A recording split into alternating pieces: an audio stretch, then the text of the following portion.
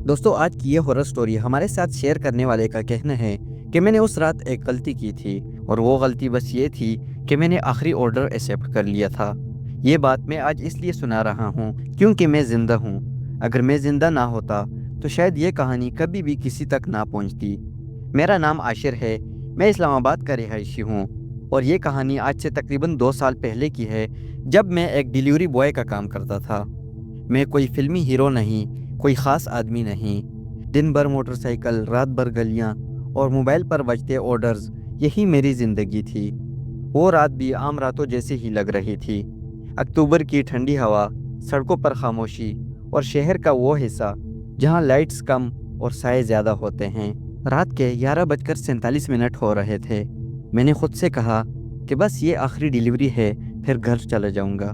اسی لمحے میرا موبائل وائبریٹ ہوا۔ میں نے دیکھا تو وہ ایک ڈیلیوری کی نوٹیفیکیشن تھی جس کا آرڈر آئی ڈی 77831 تھا اور لوکیشن پرانی کچی آبادی بلاک سی تھا اور وہ ڈیلیوری کیش آن ڈیلیوری تھی۔ میں نے جگہ دیکھی تو میرا دل ایک لمحے کو رکا، کیونکہ یہ وہی علاقہ تھا جہاں دن میں بھی لوگ کم جاتے ہیں، جہاں پرانی حویلیاں، بند مکانات اور ایسی گلیاں ہیں جہاں جی پی ایس بھی کبھی کبھی راستہ بھول جاتا ہے۔ میں نے کینسل کرنے کا سوچا، لیکن پھر میرے ذہن میں ایک بات آئی۔ میرے ذہن نے مجھ سے کہا کہ یار، ایک ڈیلیوری ہی تو ہے، روز ہی تو میں ایسی جگہوں پر جاتا ہوں۔ پھر میں نے وہ آرڈر ایکسیپٹ کر دیا اور یہی میری پہلی غلطی تھی۔ پھر اس لوکیشن پر جاتے ہوئے راستے میں عجیب سی باتیں ہونے لگی۔ جیسے جیسے میں اس علاقے کے قریب پہنچ رہا تھا تو سڑک سنسان ہوتی جا رہی تھی۔ وہاں کی دکانیں بند، اسٹریٹ لائٹس میں سے آدھی خراب اور آدھی چل رہی تھی اور ہوا میں عجیب سی بوجھل سی خاموشی تھی۔ جی پی ایس بار بار روٹ بدل رہا تھا۔ ایک موڑ پر جا کر اچانک میرے موبائل کی اسکرین ہینگ ہو گئی۔ میں نے بائک روکی موبائل کی اسکرین ٹھیک کرنے کے لیے، اور تبھی مجھے ایسا لگا کہ جیسے کوئی مجھے دیکھ رہا ہے، اور میں نے گردن موڑ کر پیچھے دیکھا تو پیچھے کوئی بھی نہیں تھا۔ تبھی میرے دل کی دھڑکن تیز ہو گئی اور میں نے خود کو سمجھایا کہ اوور تھنکنگ ہے، بس میں تھکا ہوا ہوں۔ پھر میرا موبائل کی اسکرین ٹھیک ہو گئی اور میں نے اس لوکیشن پر جانے کے لیے اپنی بائک دوبارہ چلانی شروع کی۔ پھر آخری گلی میں داخل ہوتے ہی میرے موبائل پر ایک نوٹیفیکیشن آئی۔ میں نے دیکھی تو وہ ایک کسٹمر کا میسج تھا جس میں لکھا ہوا تھا کہ گیٹ کے اندر آ کر دینا، باہر مت رکنا۔ وہ میسج پڑھ کر میں چونک گیا، کیونکہ ڈیلیوری انسٹرکشنز عام طور پر سادہ ہوتی ہیں، لیکن یہ جملہ کچھ ٹھیک نہیں لگا تھا مجھے۔ پھر گلی کے آخر میں ایک بڑا سا پرانا دروازہ تھا، لوہے کا زنگ لگا ہوا، اور وہ دروازہ آدھا کھلا ہوا تھا۔ میں نے اس کے آگے اپنی بائک باہر ہی کھڑی کر دی اور زور سے آواز دی، بھائی ڈیلیوری ہے آپ کی، لیکن کوئی جواب نہیں آیا۔ پھر اچانک وہ دروازہ خود بخود آہستہ سے چرچراتا ہوا مزید کھل گیا، اور اسی لمحے میرے موبائل پر ایک کال آ گئی۔ میں نے دیکھا تو وہ ایک ان نون نمبر سے کال تھی۔ میں نے کال ریسیو کی تو دوسری طرف سے ایک عورت کی آواز تھی، بالکل مدھم، ٹوٹی ہوئی، جیسے بہت دیر سے وہ بولی نہ ہو، اور وہ عورت بس اتنا بولی، اندر آ جاؤ، میں انتظار کر رہی ہوں۔ وہ آواز سن کر میرا گلا سوکھ گیا۔ میں نے آگے سے پوچھا، میڈم آپ گیٹ پر آ جائیں نا۔ دوسری طرف خاموشی چھا گئی۔ کچھ دیر وہ عورت خاموش رہی، پھر اس نے آہستہ سے کہا، آج رات کوئی باہر نہیں آتا، اور اس نے کال کاٹ دی۔ پھر میں نے موبائل اپنے جیب میں رکھا اور دروازے کی طرف دیکھا۔ اب مجھے صاف صاف محسوس ہو رہا تھا کہ یہ صرف ایک ڈیلیوری نہیں تھی۔ میرے ذہن میں ایک ہی سوال گونج رہا تھا کہ اگر میں نے اندر قدم رکھا تو کیا میں واپس آ سکوں گا یا نہیں، اور اگر میں اندر نہ گیا تو کیا وہ عورت یا وہ جو کچھ بھی ہے وہ مجھے یہاں سے جانے بھی دے گی یا نہیں۔ اسی کشمکش میں میں نے ایک فیصلہ کیا جو میری پوری زندگی بدل دینے والا تھا۔ میں نے اس دروازے کے اندر قدم رکھا اور اسی لمحے مجھے ایسا لگا کہ جیسے باہر کی دنیا مجھ سے کٹ گئی ہو۔ پیچھے مڑا تو وہ دروازہ اب بھی آدھا کھلا ہوا تھا، لیکن عجیب بات یہ تھی کہ باہر کی گلی کی آوازیں، میرے موٹر سائیکل کی آواز، ہوا اور دور دور تک کتوں کے بھونکنے کی آواز، سب کچھ ختم ہو چکا تھا، جیسے میں کسی اور ہی جگہ آ گیا ہوں۔ پھر میں نے سامنے دیکھا تو اس گھر کے اندر میرے سامنے ایک بڑا سا صحن تھا، اور اس صحن کے زمین پر ٹوٹے ہوئے پتھر اور ایک کونے میں سوکھا کنواں اور اس صحن کے بیچوں بیچ ایک نیم کا درخت تھا جس کی شاخیں غیر فطری طور پر نیچے کی طرف کو جھکی ہوئی تھی۔ میں نے زور سے آواز دی، میڈم آپ کی ڈیلیوری ہے، اور اس بار جواب آیا، لیکن وہ آواز صحن سے نہیں بلکہ اس گھر کے اندر سے آئی، بس اندر آ جاؤ۔ دوستو یہ آواز وہی تھی، بالکل مدھم، بھاری اور ایسی جیسے گلا بہت پرانا ہو۔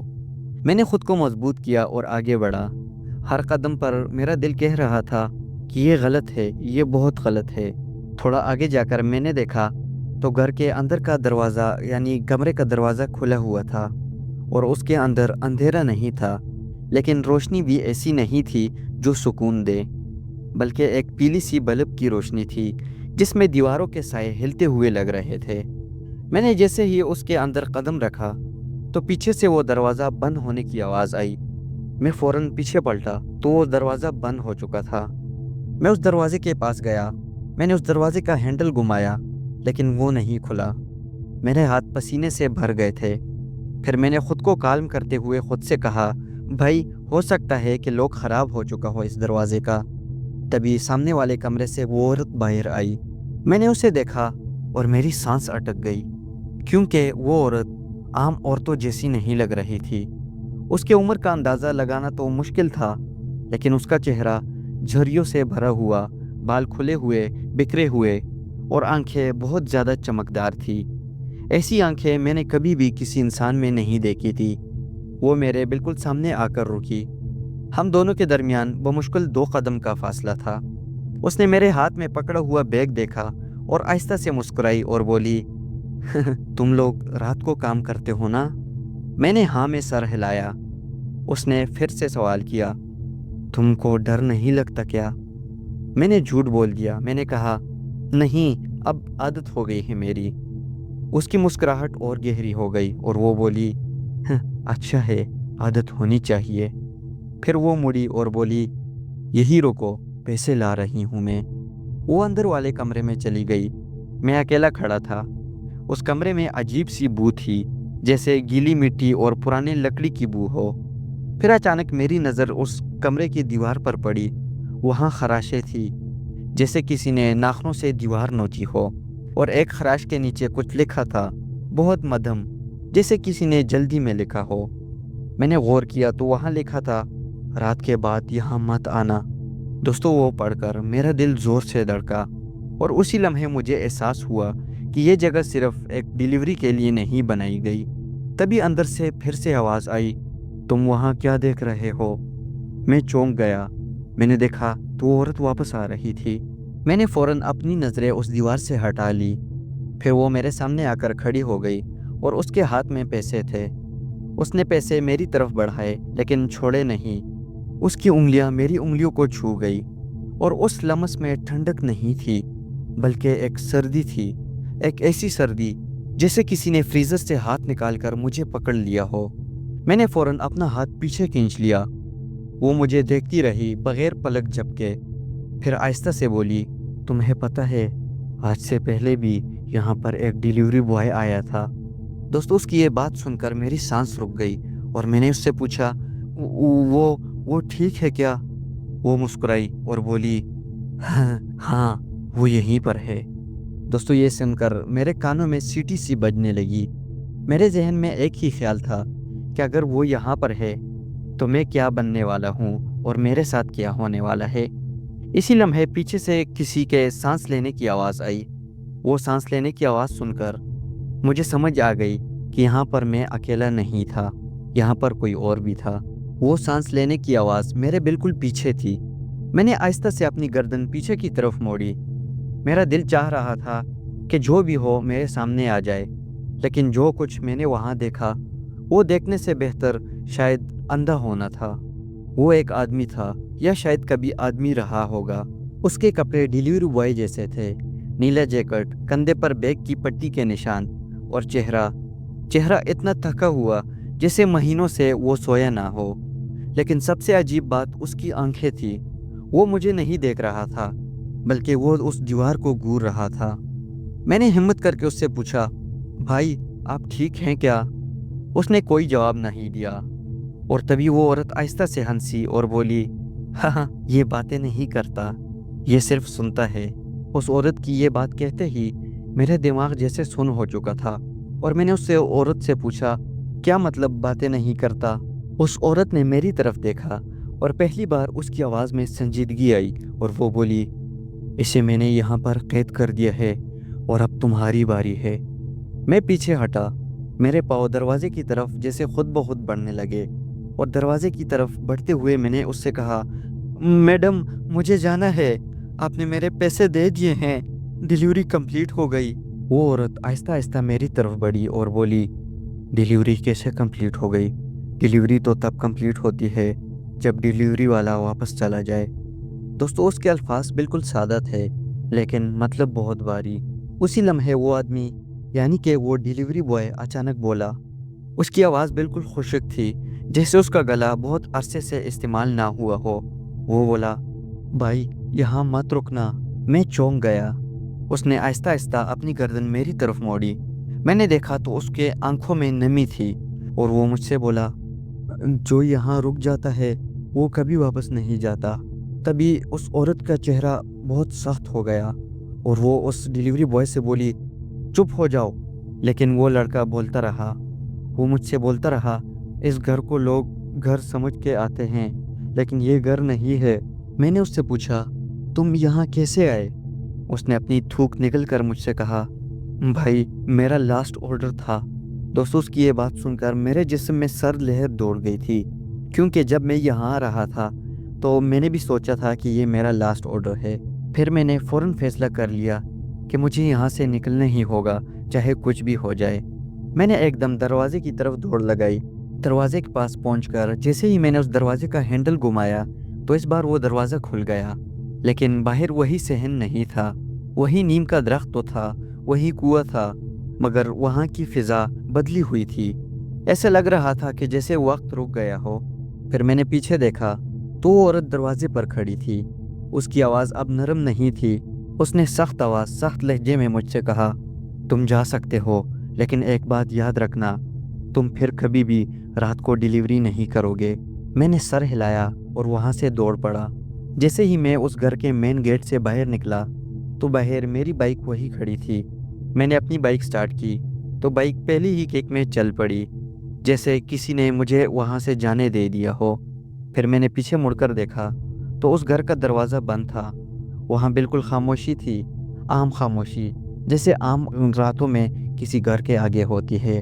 लेकिन उस घर के आगे ज़मीन पर एक डिलीवरी बॉय का बैग पड़ा हुआ था। मैंने देखा तो वो मेरा बैग नहीं था। उस पर नाम लिखा था समीर, ऑर्डर आईडी 77102। और तभी मुझे याद आया कि मेरा ऑर्डर आईडी 77831 था। हम दोनों की ऑर्डर आईडी में फ़र्क मामूली था, लेकिन अंजाम एक नहीं। फिर मैं वहाँ से सीधा अपनी घर की तरफ चला गया। मेरी बाइक खुद चल रही थी, लेकिन मेरा दिमाग वही अटका हुआ था, उस घर के दरवाजे पर, उस औरत पर और उस डिलीवरी बॉय पर जो वहीं रह गया था। अगले दिन मैंने काम से छुट्टी कर ली और ये पहला मौका था जब मैंने खुद से कहा कि अगर मैंने इस बात को इग्नोर किया तो शायद किसी और के साथ वही हो जाए जो मेरे साथ होते होते रह गया था। मैंने उस इलाके के बारे में पूछगछ शुरू की। उस इलाके के करीब की एक पुरानी जनरल स्टोर पर एक बूढ़ा सा आदमी बैठा हुआ था। मैंने उस आदमी से कैजुअली पूछा, अंकल, ब्लॉक सी के एंड पर जो पुराना घर है उसमें कौन रहता है? उस अंकल ने मेरी तरफ देखा और बस एक जुमला कहा, बेटा वहाँ कोई रहता नहीं है। उस अंकल की वो बात सुनकर मेरे पेट में अजीब सी खिंचाव हुई।